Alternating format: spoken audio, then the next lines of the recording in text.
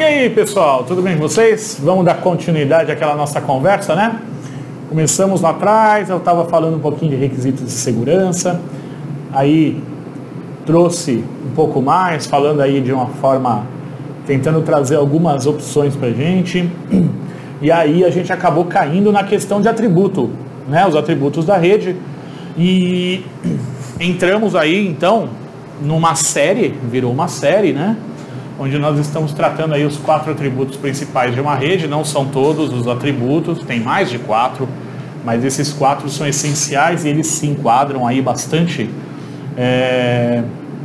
nos nossos ambientes corporativos e até mesmo domésticos, tá?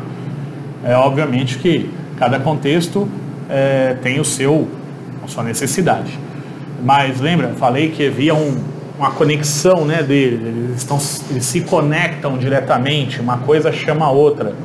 E no vídeo passado a gente falou sobre escalabilidade, e eu falei que eu ia trazer para a gente hoje duas questões importantes, na verdade, né? Uma delas é a tolerância a falhas e a outra é a qualidade do serviço. Vamos começar então, vamos trazer aqui, eu vou botar aqui para a gente a primeira imagem, tolerância a falhas. E aí, olha só que legal, a gente vai entrar aqui com uma explicaçãozinha simples. Capacidade da manutenção dos serviços essenciais da rede, mesmo em contextos caóticos. E eu já vou agora jogar a pergunta, né? Ok, manter os serviços funcionando, mas como? E logo em seguida eu trago para você o que é imprescindível para o funcionamento da empresa. São duas questões de avaliação nossa, né? Porque afinal cada contexto vai fazer um requisito. Então vamos lá pegar essa questão da tolerância a falhas e eu vou trazer para você o principal requisito, a principal palavra-chave da tolerância a falhas, que é a redundância. Legal. Aí você vai olhar para mim e vai falar assim: Carlos, você está falando em fazer uma redundância nos meus servidores?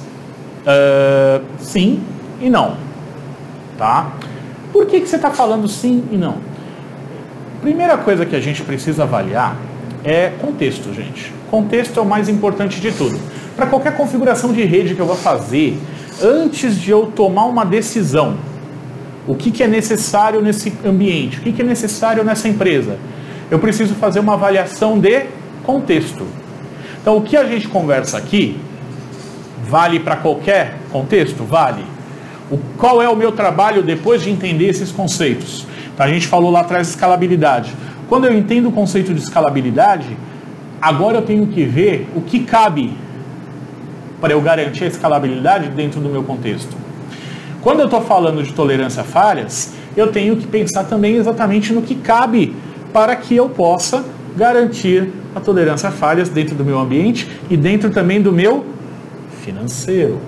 Porque afinal, quando a gente fala de redundância, estou falando literalmente de duplicar as coisas. E aí você vai falar para mim o quê?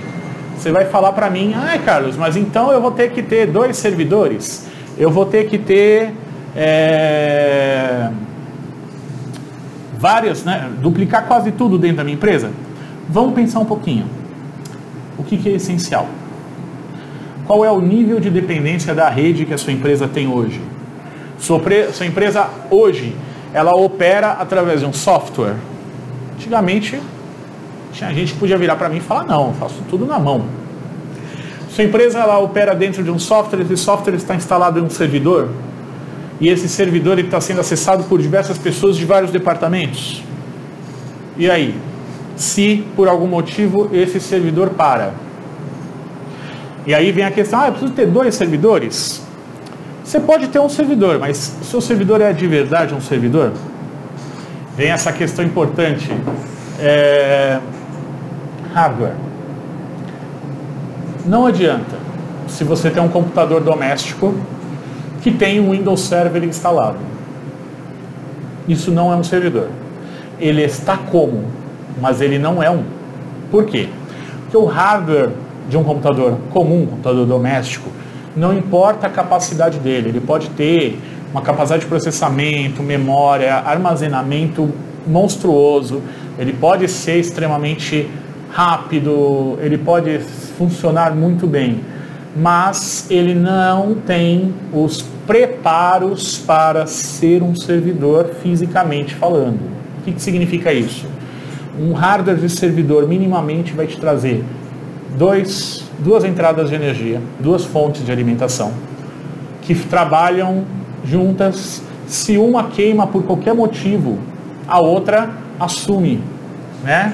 Então, você tem já essa duplicidade de entrada de energia. Dentro do equipamento, 2 processadores. Cada processador tem o seu conjunto de banco de memórias, ou seja, até isso é independente, embora some a memória, mas você está somando porque os 2 processadores trabalham juntos também, né? Eles trabalham exatamente no esquema de tolerância a falhas. E junto com isso, obviamente, eles não vão ficar um parado em stand-by e o outro funcionando, não. Eles também fazem o quê? Eles também mantêm o quê? Eles dividem entre eles as tarefas.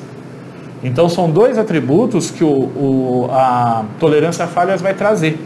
Eu posso estar trabalhando, dividindo, né, o processamento com 2 elementos. A mesma coisa vai acontecer se eu duplicar os servidores. Eu posso ter 2 servidores atendendo o mesmo serviço. O que eles fazem? Eles vão dividir entre eles as tarefas e se um desaparecer por algum motivo, o outro vai atender. Ou seja, a rede não vai parar. E aí vem essa questão, o que é essencial para a gente duplicar? O que é essencial para a gente manter uma redundância caso um equipamento, por qualquer motivo que seja, pare de funcionar? Vai da onde? Vai da sua necessidade. Vai do que a sua empresa tem aí, também está no financeiro. A gente sabe que não é barato comprar um servidor, muito mais caro, 2 servidores, né, com a mesma estrutura física, então vale a pena avaliar e a gente vê aí onde eu consigo. Um outro lugar importante, a sua empresa usa muito a internet? Hoje em dia, difícil ouvir alguém falar que não precisa da internet. E muitas vezes, quando eu tenho alguns clientes que viram para mim e falam que a internet não é tão importante, eles mudam de opinião quando cai o serviço. Que aí eles vêm desesperados, falam, não, caiu o serviço, nossa, eu estou com e-mails aqui para mandar para o meu cliente, preciso emitir notas fiscais, preciso fazer uma série de coisas. Eu falo, então, mas você tem outro link? Você tem outra saída de dados para substituir essa enquanto o seu provedor está resolvendo o problema que aconteceu? Às vezes pode ser um problema físico, um rompimento de cabo. E aí, filho, tenha paciência, não tem o que fazer. A equipe tem que ir até lá para consertar esse cabo. Então isso pode demorar horas e horas. Tá? E não é 1 horinha bonitinha, 2 horinhas não, pode ser um dia de trabalho seu, até eles consertarem o problema. Então a duplicidade de link de internet, por exemplo, é uma questão interessante.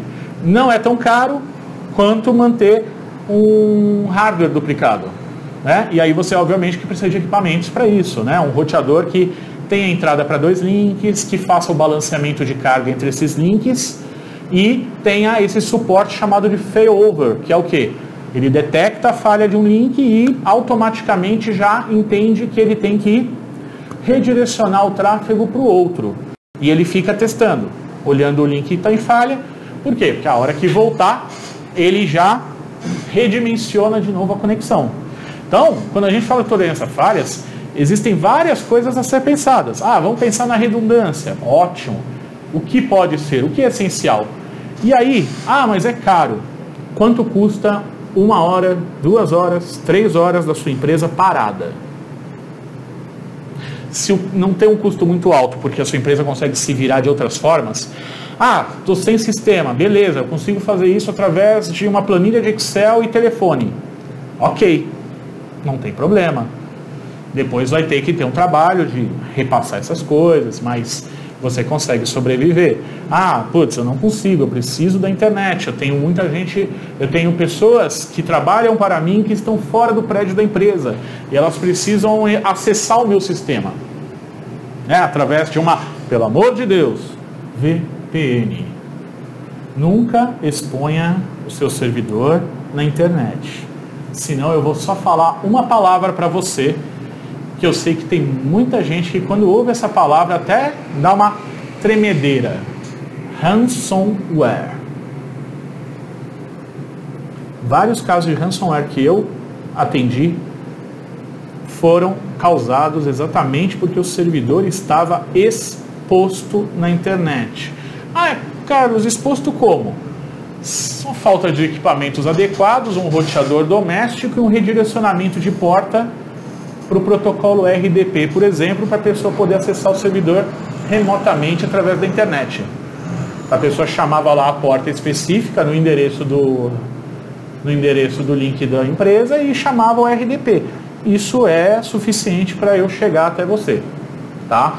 Sem contar a ausência de um firewall, né? E aí a gente vai tratar disso quando a gente for falar de segurança. Mas pelo amor de Deus, né? Tome cuidado, eu vou sempre chamar atenção para isso. O que mais a gente tem que pensar quando a gente fala de tolerância a falhas? Você tem que então avaliar qual é o meu contexto, o que dá para duplicar, né? Preciso botar mais um servidor? É essencial? Custo. Quanto custa o tempo de parada? Se for caro, a gente troca. Se você falar assim, dá para sobreviver, a gente repensa. Tá bom? Desculpa. Não é corona, tá? É só uma tossezinha.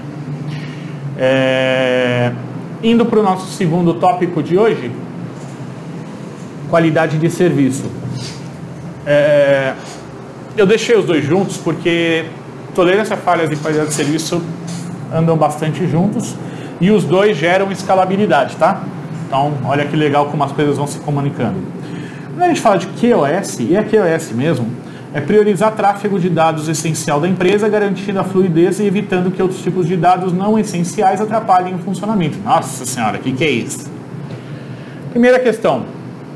E aí eu vou fazer algumas perguntinhas para você, que você pode me dizer o que você acha. Você usa VoIP na sua empresa? Hoje tem muitas empresas que estão migrando para sistemas de telefonia por IP. Por quê? Barateia o custo, né? Barateia completamente o custo aí relacionado a atendimento, principalmente empresas que utilizam muito o telefone, né? Telemarketing e outras coisas. Qualquer tráfego hoje, principalmente de streaming de dados, quando a gente fala de streaming de dados, nós estamos falando do quê? Nós estamos falando de telefonia, áudio e vídeo, qualquer transmissão que tenha que ser contínua, que se houver uma falha dá problema. Por exemplo, hoje eu estou aqui gravando um vídeo. Isso não é um streaming. Por quê? Porque eu estou gravando no meu computador e daqui a pouquinho, quando eu terminar isso aqui, o que eu vou fazer? Eu vou subir isso lá para o IGTV, que é onde vocês estão me assistindo, e fiquem de olho porque eu vou colocar isso também no YouTube da empresa, aproveitando fazer um merchan. Mas o que eu tenho? Tráfego online. Estamos em tempo de home office, as pessoas estão fazendo videoconferência. Isso é um tipo de tráfego que não pode falhar. Então o que a gente disponibiliza aí, uma configuração que é realizada principalmente nos roteadores, que é a qualidade de serviço, onde eu ativo e ele detecta o tráfego. Então, isso aqui é uma videoconferência. A videoconferência tem que passar na frente do quê? Dos outros tipos de tráfego. E aí cai de novo numa questão de avaliação. O que tem que ser priorizado e o que não tem que ser priorizado na minha empresa. Então, por exemplo, QoS não necessariamente é só para dar prioridade, pode ser para tirar prioridade. Então, por exemplo, YouTube, streamings de música, essas coisas. Eu não quero bloquear, eu não quero proibir, mas eu também não quero que todo mundo usando o streaming, um Spotify, um Deezer, um YouTube Music ou o próprio YouTube Vídeos, eu não quero que isso atrapalhe o tráfego de dados e cause lentidão na minha rede. O que eu faço? Eu dou menos prioridade. A pessoa vai conseguir ouvir numa qualidade mais baixa, às vezes vai dar umas travadinhas na música, porém, ela vai conseguir usar o serviço. E o essencial da minha empresa, o tráfego de dados da minha LAN e até com a internet, vai funcionar melhor, né, do que numa rede totalmente flat, como a gente fala, né, sem priorização de nada. tá? Então essas duas ideias a gente tem. Tolerância a falhas, garantir a redundância daquilo que é importante. Hardwares específicos. Eu vou soltar um vídeo depois falando sobre hardware de servidores para a gente diferenciar um pouquinho o hardware de um PC comum, PC doméstico que você tem em casa, que você vem vendendo por aí, e o hardware de um servidor específico, para que você tenha essa percepção da diferença de você comprar um computador e colocar um Windows Server, um Linux Server e botar o seu serviço para funcionar, e da diferença de você ter um servidor de verdade, né, com todos os atributos necessários aí para ele funcionar. Vou fazer esse adendo, vou trazer esse vídeo, vou preparar um materialzinho para você e vou colocar também para a gente conversar. Próximo atributo que vai ser conversado, importante, chegamos nele, segurança. Aí nós vamos conversar um pouquinho então sobre o que a gente pode avaliar e colocar como segurança. Vou trazer algumas questões aí referentes à nossa situação atual. Nós não sabemos até quando a gente vai ficar nessa situação de quarentena, de diminuir as presenças físicas nos lugares, e quanto mais a gente vai precisar de repente aumentar o uso das nossas redes domésticas para acessar a nossa empresa. E aí então a gente vai falar um pouquinho sobre essas questões, né? Trazer o quesito da VPN e outras seguranças mais que a gente precisa ter. Beleza, pessoal? Agradeço muito. Tenho acompanhado pelo IGTV, tenho tido bastante acesso aos vídeos que eu estou gravando, agradeço aí. Especial, vou agradecer a alguns alunos meus, ex-alunos meus que estão assistindo aí, o pessoal que está compartilhando também, tá? Muito obrigado aí por assistir, e eu pretendo continuar gravando aí esses pequenos vídeos, pequenos nada, porque esse aqui já está gigante, mas me desculpe, mas são assuntos que a gente vai tratar. E logo logo fiquem espertos aí, porque eu vou lançar umas lives pensando aí na galerinha que está sem aula, né? E a gente vai de repente conversar aí ao vivo, né, sobre algumas coisas. Aí a gente usa o Hangout para isso, mas fiquem de olho aí que logo logo traremos para vocês alguns outros quesitos aí para trabalhar. Ok, gente? Fiquem de olho aí então, e até mais tarde.